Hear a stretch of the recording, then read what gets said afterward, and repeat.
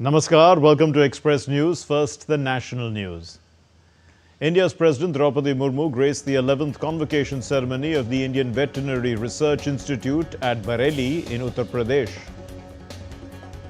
President Murmu said that technology, like other fields, has the potential to bring revolutionary changes to veterinary medicine and care as well. President Draupadi Murmu also visited Uttar Pradesh's Gorakhpur. She attended the first convocation ceremony of the All India Institute of Medical Sciences there.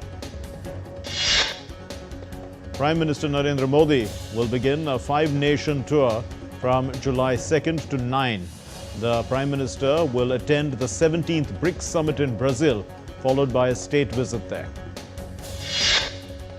In a special briefing by the Ministry of External Affairs, the Secretary Economic Relations Damu Ravi highlighted that India will be holding the chair of the BRICS next year.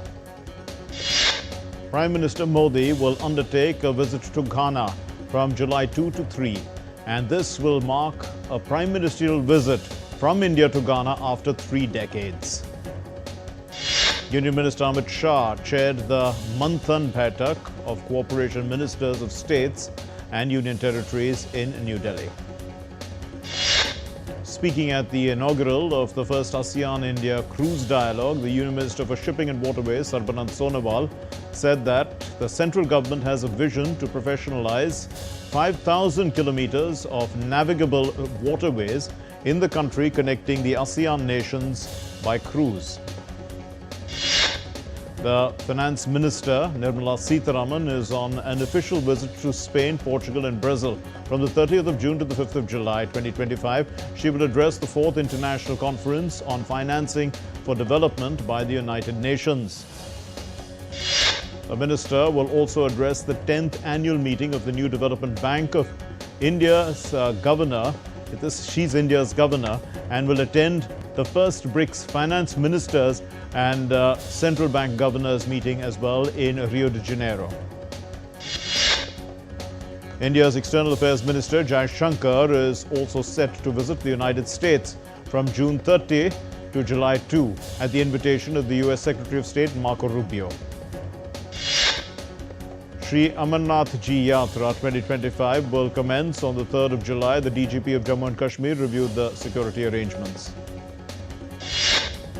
The revered Kailash Mansarovar Yatra began today, marking the pilgrimage's return after a 5-year pause. Lord Shiva's devotees will pass through Lipu Lake in Uttarakhand and Nathula Pass in Sikkim. A BJP fact-finding team reached Kolkata on Monday to investigate the alleged gang rape of a student inside the South Calcutta Law College. The Ministry of Youth Affairs and Sports signed an MOU with Digital India Cooperation under the Ministry of Electronics and IT for the development of MY Bharat 2.0 platform.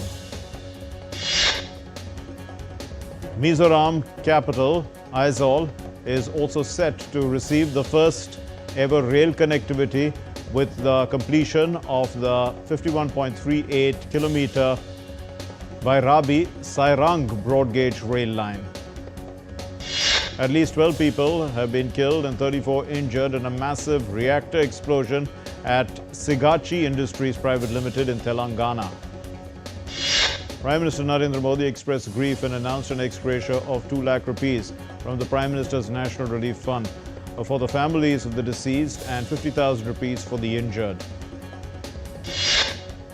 According to data from the National Securities Depository, foreign investors pumped in more than 13,107 crore rupees into the Indian equity markets last week amid easing global geopolitical as well as trade tensions. The report also suggests that net inflows by foreign portfolio investors have now reached 8,915 crore rupees for the month of June, marking the highest monthly inflow into equities so far this calendar year. And still with business news now, the Indian equity indices, they ended on a negative note. In a volatile session on Monday, at close, the Sensex tanked 452.44 points to settle at 83,606.46. The Nifty dropped 120.75 points and closed at 25,517.05. Gold futures maturing on August 5 were priced at 95,994 rupees per 10 grams on the multi-commodity exchange. Silver futures for July 4 maturity stood at 105,473 rupees per kg on the MCX. The Indian rupee declined 24 paise to close at 85.74 against the US dollar on Monday. Global markets kicked off the week on a positive note. The Wall Street futures edging higher. S&P 500 futures rose 0.3%. The Nasdaq 100 futures added 0.4%. In Europe, the Euro Stoxx 50 was up 0.3%. Germany's DAX futures gained 0.4%. And UK's FTSE futures remained flat. Asian markets also mirrored the upbeat mood. Japan's Nikkei climbed 1.0% and South Korea's Kospi advanced 0.7%. Oil prices held steady on Monday as the Middle East risks eased, while a possible OPEC Plus output increase in August and uncertainty over the global demand outlook also weighed on the markets. Brent crude futures were flat at $67.76 a barrel ahead of the August contract's expiry later on Monday. Okay, here's the international news now. In the US President Donald Trump's big beautiful bill, it has passed a key Senate vote, and on Monday senators are scheduled to start voting on a list of amendments to the bill. The Congressional Budget Office has estimated that the bill would lead to an addition of $3.3 trillion from 2025 to 2034, adding, in fact, $800 billion to the bill passed last month by the House of Representatives. Republicans have rejected the CBO's method to calculate the cost of legislation, whereas the Democrats argued that the bill favors the wealthy and risks social programs. Britain's High Court on Monday ruled that the government's decision to allow the export of F-35 jet parts to Israel is lawful, despite accepting that they could be used to breach international humanitarian law. The US President Donald Trump on Monday said he was not speaking to Iran and was not offering the country anything, reiterating his assertion that the United States had totally obliterated Tehran's nuclear facilities. The Israeli Prime Minister Netanyahu said that Israel's 12-day war with Iran, ending June 24, has opened opportunities to free 50 hostages held by Hamas in Gaza. Israel's Netanyahu on Sunday spoke to Israel's Shin Bet intelligence service alongside its new temporary head, following Ronen Bar's June 15 resignation amid government efforts to remove him. The Kremlin spokesperson Dmitry Peskov has stated that the pace of talks to resolve the conflict in Ukraine depends on Kiev's position and the effectiveness of the US mediation and the situation on the ground. The German Foreign Minister Johann Weddervoll on Monday arrived in Kiev, underlining Germany's continued support for Ukraine. The Ukrainian President Zelensky has signed a decree on the country's withdrawal from the Ottawa Convention, which bans the production and use of anti-personnel mines. That's the presidential website has said so. Independence Day felt hollow in eastern Congo, where rebel forces still control major cities despite a US-brokered peace deal. Locals say the real freedom remains distant. The verdict in Australian Erin Peterson's trial may come on Monday. She's accused of poisoning 3 relatives with death cap mushrooms in 2023, but denies this. In Japan, stigmatized homes linked to lonely deaths or suicide are sold at steep discounts. Demand is rising among investors and ghost inspectors. Former Brazilian President Bolsonaro rallied supporters in Sao Paulo ahead of his Supreme Court trial on coup-related charges from 2022. Chileans voted in a left-wing primary ahead of November's presidential election. 4 candidates, including ex-ministers and coalition leaders, took part. Colombia's lower house passed President Petro's pension reform after a court-ordered revote. Now the bill expands retirement funds for low-income workers. Jurors began deliberating whether Sean Diddy Combs ran a drug-fueled abuse ring. He faces life in prison if convicted on 5 charges. In Idaho, a gunman fatally ambushed 2 firefighters tackling a forest blaze. The SWAT, they recovered his body as flames advanced. Motives are unknown. US President Trump says that TikTok buyer has been found, a group of very wealthy people, and he expects China's approval before the 17th of September deadline. Protests demanding snap elections continued in Serbia as thousands blocked roads. The unrest follows a deadly train station collapse linked to corruption. We're heading for a short break. Stay with us on Express News. We'll be back in just a bit.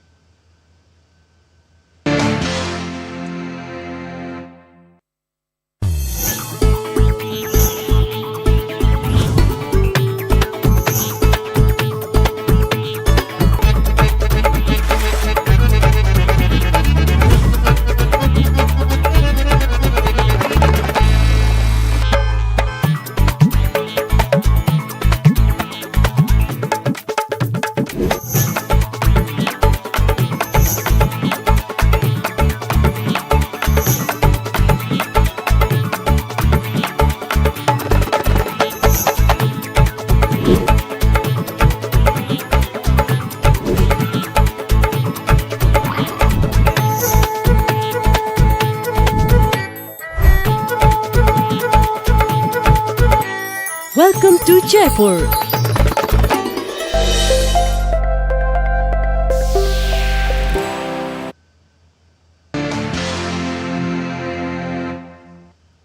Welcome back. You're watching Express News on DD India. Let's resume now. Weather news. The monsoon has reached Delhi, bringing relief after record May rains. In fact, the India Meteorological Department says that June will end cooler and wetter than average. Heavy rain is forecast in Uttar Pradesh, Bihar, Jharkhand and Bengal. Orange alerts are in place for parts of the coastal Gujarat. Odisha is on alert after intense rain in Balasore and Mayurbhanj. Officials warn of possible flooding. Rain will continue in Punjab, Haryana and Chhattisgarh through July 2. Uttarakhand is under red alert for extreme weather. Himachal Pradesh faces heavy monsoon rain with red alerts in 4 districts. Schools are closed and emergency forces are on standby. Lisbon braces for 41 degrees Celsius as a heat wave grips southern Europe. Portugal has issued red alerts in 7 districts amid high wildfire risk. Londoners and tourists sweltered in temperatures near 30 degrees Celsius, with more heat expected this week. Morocco is enduring extreme heat up to 20 degrees Celsius above normal, with cities like Marrakesh and Fez hit by Saharan heat system. Heavy rain in Venezuela's Andes destroyed 103 homes, isolated 8,450 families and collapsed 25 bridges. No deaths have been reported. Madrid enters day 2 of a heat wave with temperatures above 40 degrees Celsius. Spain also faces wildfire risks as Europe's fastest warming nation. News related to art, culture and entertainment, and crowds gathered in India's Dharamshala. This is in honor of the Dalai Lama ahead of his 90th birthday on July 6 with prayers, rituals and cultural performances. Revered worldwide for his teachings on peace, the Dalai Lama's birthday is celebrated each year with deep devotion in exile communities. Thousands join Nepal's Asare Ropayan festival in Kaski for National Paddy Day, celebrating in muddy fields with rice planting and tourism events. At the festival, visitors played tug of war and clay pot games in the mud. Early rains helped farmers start the season with optimism. Single-portion meals are trending in South Korea as more people live alone. Solar pizzas and cup-sized desserts are surging at top chains. Tokyo's Fuchu Municipal Museum launched a Hydrangea festival featuring 10,000 blooms and 30 varieties in full bloom. White Annabelle hydrangeas, they fill hillsides which are near a historic farmhouse, in fact, drawing crowds, snapping photos of the potted floral displays. A Moscow restaurant created a $60 dessert shaped like the viral Chinese Labubu plush toy. In fact, it's filled with fruit mousse and covered in white chocolate. Buyers also receive a toy replica. Labubu's global fame grew after celebrities like Blackpink's Lisa and David Beckham were spotted with it. At Paris Men's Fashion Week, Kid Super's Spring Summer 2026 show featured sticker-covered pants, and bold biker suits at the Musée des Arts Décoratifs. The women's line included a cream tulle-trimmed dress and a blue geometric skirt, blending soft tones with bold shapes and textures. Mexico City Zoo celebrated panda Shinshin's 35th birthday early with cake and crowds. She's the only giant panda in Latin America. Though Shinshin turns 35 on Tuesday, early festivities included a Chinese dragon dance. She is one of the world's oldest captive pandas. Moniquira in Colombia held its 19th donkey contest to honor farmers and their animals, featuring costumes and traditional events. Festival goers enjoyed a braying contest and donkey costume parade. Organizers say that the event highlights the donkey's farm role. Hip-hop artist Lu Shihuan, also known as the Trout Fresh, he won the Best Mandarin Male Singer and Best Mandarin Album at Taipei's 36th Golden Melody Awards. Huawei won the Best Female Mandarin Singer, while Siri Lee swept the Best Taiwanese Album, the Female Singer and Album of the Year at the Golden Melody Awards. Beyonce's Cowboy Carter tour hit a scarce in Houston when her mid-air car, there was a prop titled, it tilted, I beg your pardon, during the 16 Carriages performance. The car leaned, in fact, dangerously at NRG Stadium, but Beyonce remained calm and she smiled after a safe landing, earning loud cheers. The trailer of the much-anticipated film Tanvi the Great. It was released Monday, building a buzz about its debut. Apple's big-budget F1, the movie, opened to strong numbers, earning $55.6 million in North America with strong IMAX turnout. Amir Khan's Sitare Zameen Par crossed 122.65 crore rupees in 10 days, becoming his sixth highest grossing film. Nearly all Nearly all earnings came from the Hindi version of the film, highlighting its strong nationwide appeal. Actor Rob McKinley has filed to legally change his name to Rob Mac, citing frequent mispronunciations. A scripted adaptation of the Karen Reed murder trial is in the works, with Reed and her lawyer partnering with LBI Entertainment.